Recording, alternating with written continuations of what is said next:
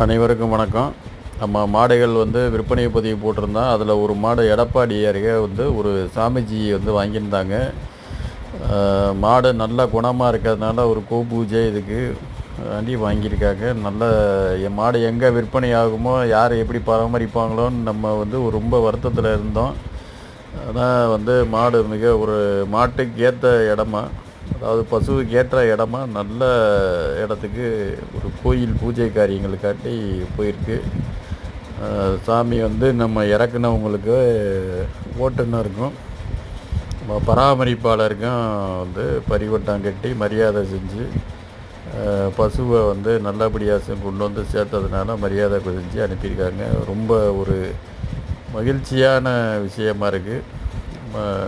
இது ரொம்ப நெகிழ்ச்சி அடைய வச்ச சம்பவமாக இருக்குது. அதனால் ஒரு வீடியோ பதிவாக போடுவோன்னு பார்த்தேன். அனைவருக்கும் நன்றி.